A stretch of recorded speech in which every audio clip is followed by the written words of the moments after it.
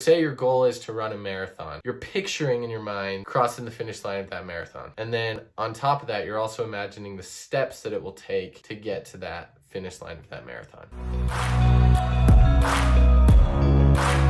Hello and welcome back to my channel, Inspiring Art and Stories. My name is Josh Nelson, and today I want to talk to you about 8 different types of imagination. And my hope is that you can learn about them and then have the desire to learn how to use 1 or 2 of them to help you with whatever you need in your life. Type 1, Effectuative Imagination. With Legos, you can build with the same blocks a house, or you can build something like a rocket ship. That's effectuative imagination. You're taking little pieces of information and then you're building one thing out of them and then using the same pieces of information and building another thing out of them. Type 2 is intellectual or constructive imagination. It's more like a puzzle. You take all these little pieces of information similar to effectuative imagination, but instead of building different things out of them, you're trying to achieve a certain puzzle. So they're more like puzzle pieces that are creating a final outcome. Type 3, Imaginative Fantasy. This is a very exciting imagination, and my nickname for this one is the world-building imagination. It's the ability for us to be able to create pictures, stories, songs about different worlds, different experiences. It can be a blend of things that we see and experience in our world, or it can be a completely made-up world that doesn't exist. And what's amazing about this is it can be imagined so specifically where we feel like we're actually experiencing it. So if you think back to a movie or a book that you love, where you really feel like you were immersed in that story and immersed in that world and it felt real to you, that's using imaginative fantasy to achieve that result. Type 4, empathy. The ability to see things from someone else's point of view. There are 2 types of empathy, cognitive empathy and affective empathy. Cognitive empathy is the more imaginative one, where you're not actually feeling what someone's feeling, but you're imagining life from their point of view and what they're feeling. Affective is literally feeling what the other person is feeling. Type 5, strategic imagination. Along the same lines as effectuative and intellectual or constructive imagination, but with strategic imagination, you're imagining an outcome, something that you want, and then you're also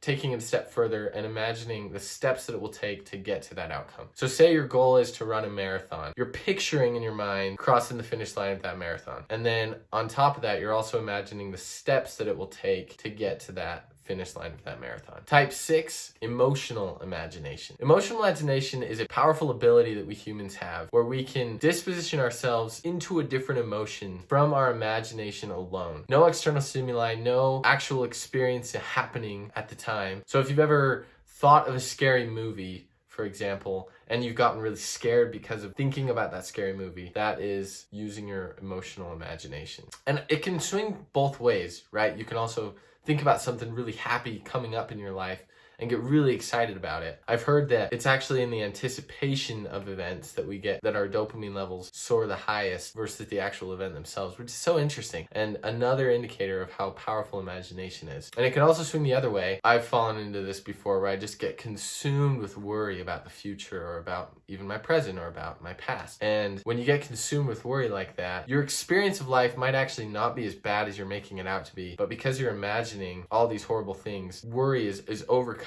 you so that you live life more sad, achieve less than what you'd like to. Type 7, dreams. Dreams are an unconscious type of imagination, as we all know. You can dream while you're awake, you can dream while you're asleep, but in dreaming, you are experiencing something that you might have already experienced, something that you might experience in the future, or something completely far-fetched. There's research indicating that some dreams can tell us secret messages about ourselves, about our experience in life. For example, if you've had a dream before that you're falling, that could indicate that you're insecure about something in your life. If you're imagining that you're flying in the air, that could mean that you feel free or liberated about something in life. Type 8, memory reconstruction. As is indicated in the title, refers to calling back previous events, things that you've experienced, and imagining what those events were like when you experienced them. A lot of times our reconstruction of those memories isn't entirely accurate, but this type of imagination can be a powerful tool in helping you understand where traumas originate,